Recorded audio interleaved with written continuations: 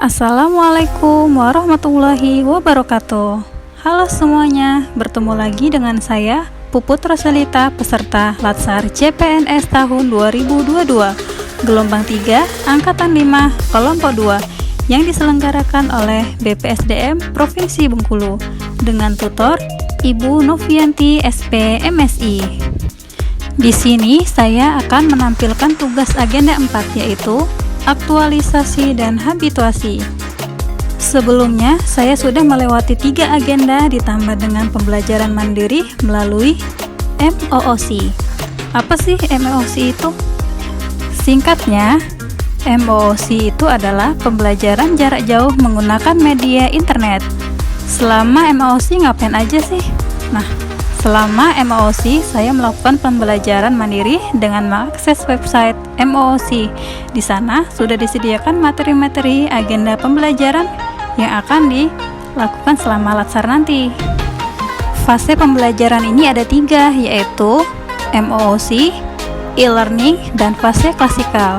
Untuk fase e-learning ada pembelajaran agenda 1, belajar tentang sikap perilaku bela negara. Kemudian di agenda 2, mempelajari nilai-nilai dasar PNS. Agenda ketiga, mempelajari kedudukan dan peran PNS dalam NKRI. Dan agenda keempat adalah habituasi. Saat ini saya berada di tahap agenda 4, yaitu aktualisasi dan habituasi. Habituasi merupakan proses pembiasaan pada atau dengan sesuatu penyesuaian supaya menjadi terbiasa melakukan sesuatu yang bersifat intrinsik pada lingkungan kerjanya. Jadi, setelah habituasi itu berjalan, diharapkan terciptanya situasi dan kondisi untuk membiasakan diri berperilaku dan di akhir terbentuknya karakter diri. Berikut adalah perumpamaan dari habituasi. Sementara, aktualisasi itu sendiri sebagai intervensi agenda habituasi yang bersifat ekstrinsik. Aktualisasi dengan kata lain, menerjemahkan teori menjadi praktik, menyusun konsep dengan output berupa konstruk, dan menuangkan gagasan berupa kegiatan. Tahapan-tahapan pembelajaran aktualisasi dapat kita lihat sebagai berikut.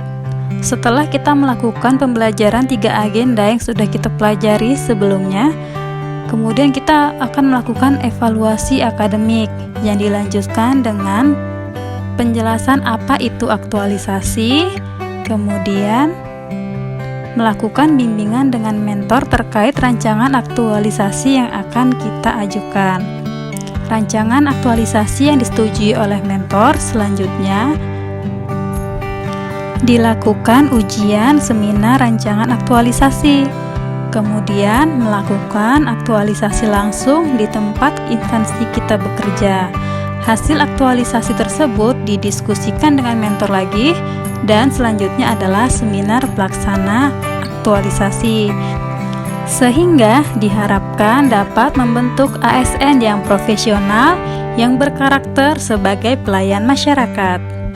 Adapun langkah-langkah dalam perancangan aktualisasi yaitu, sebelum kita melakukan perancangan aktualisasi, kita harus tahu pengertian dari isu itu sendiri.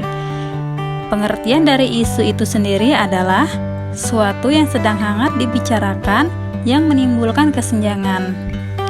Kemudian melakukan identifikasi isu. Identifikasi isu tersebut dengan memperhatikan 3 aspek, yaitu pertama, environmental scanning atau peduli terhadap masalah dalam organisasi. Yang kedua, problem solving, yaitu mampu mengembangkan dan memilih alternatif dalam pemecahan masalah. Dan yang ketiga, analisis atau mampu berpikir konseptual dengan mampu mengidentifikasi implikasi, dampak maupun manfaat dari kebijakan program. Identifikasi itu sendiri memuat 5 isu yang kemudian dilakukan deskripsi isu. Dalam deskripsi isu berisi data atau fakta yang terjadi di lapangan, kemudian penyebab terjadinya isu itu sendiri, Kemudian, dampak dan kaitannya dengan manajemen dan smart ASN, yang kemudian dilakukan penapisan terkait isu yang lebih besar membutuhkan penyelesaian segera. Langkah selanjutnya, menetapkan core issue. Core issue itu sendiri dilakukan dengan bimbingan dan persetujuan mentor. Dalam penetapan core issue memuat pelayanan publik, wall of government, dan manajemen isu, melakukan teknik tapisan isu berupa APKL, kemudian dilanjutkan dengan USG. Langkah selanjutnya, menemukan penyebab isu dengan teknik fishbone yang berisi man, method, material, dan milieu.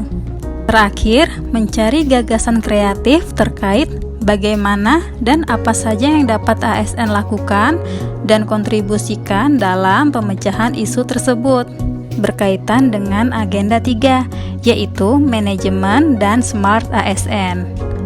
Dengan menguraikan kontribusi hasil kegiatan terhadap pencapaian visi, misi, maupun tujuan organisasi atau instansi. Yang terakhir, menyampaikan hasil analisis konseptual dampak apabila nilai-nilai dasar PNS tidak diaplikasikan dalam pelaksanaan tugas dan jabatannya. Hal yang perlu diperhatikan dalam rancangan aktualisasi ini yaitu setiap segala kegiatan rancangan aktualisasi sebaiknya didiskusikan dan disetujui oleh mentor. Berikut adalah sistematika rancangan aktualisasi. Berikut adalah indikator penilaian dalam rancangan aktualisasi.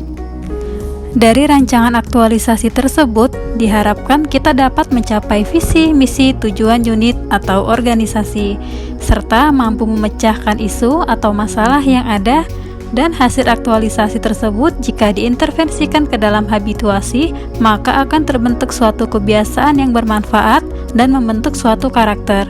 Sekian dari saya terkait pembelajaran materi agenda 4, aktualisasi dan habituasi. Semoga bermanfaat. Wassalamualaikum warahmatullahi wabarakatuh.